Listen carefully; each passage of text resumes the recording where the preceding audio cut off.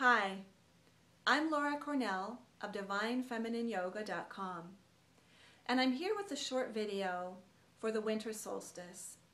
Today is December 21st, 2011, and I just wanted to spend a little time sinking into the dark with you, for myself to remember the darkness and as a gift.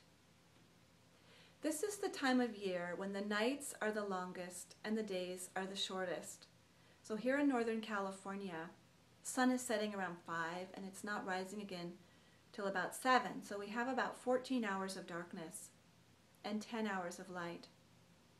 And it's a wonderful time to sink down into the dark and to embrace the dark and let ourselves rest in the dark. And this is incredibly difficult for us in our culture, where everything speeds up at this time of year. And we feel like we're supposed to get more active and see more family and do more things. And if we're not feeling it, we can feel very out of sync. So I want to just take a moment right now with you to sink into the dark and encourage you to take a breath and go inside and just feel that space of the dark, the void, the emptiness. And ask yourself what new light is wanting to be born in this darkness.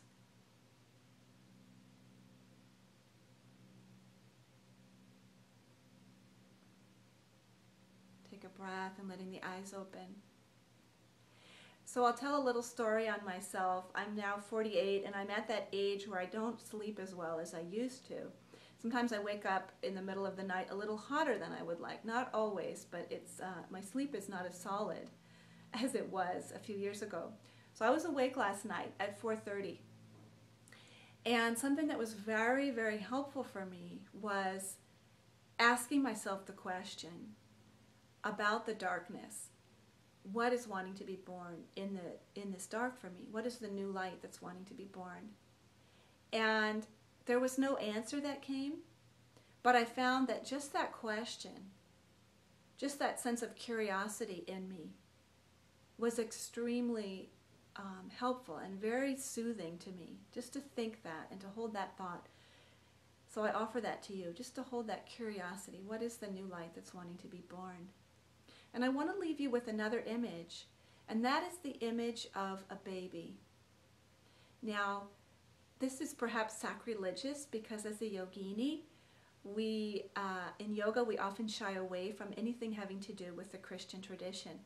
But I'll make my secret confession that I bring out my creche at this time of year, and I love to hold that image of the newborn baby.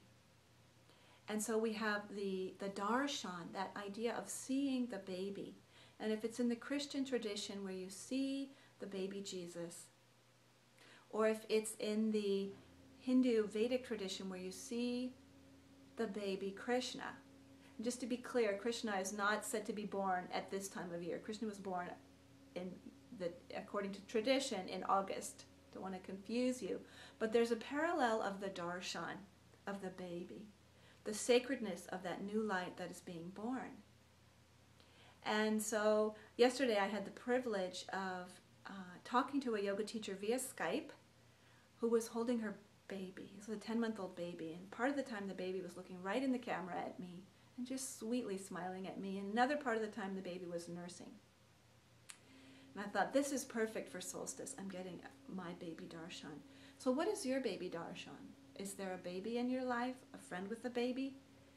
Or is it just holding that idea of the freshness and the newness, the innocence, the utter humility of the baby? So if your life circumstances look very humble right now, you are in exactly the right place. Both Krishna and baby Christ were born in very humble circumstances. Christ being born in a manger with the animals, Krishna born in prison with his parents in a prison cell, and then growing up also with the cows as a cowherd. So allow yourself to just sink into the dark, to sink into any humbleness of circumstances, and know that divinity is right there with you right now, and know that the light can and is being born in and through your life. I send you so many blessings this winter solstice with all my love. Again, I'm Laura Cornell. Namaste.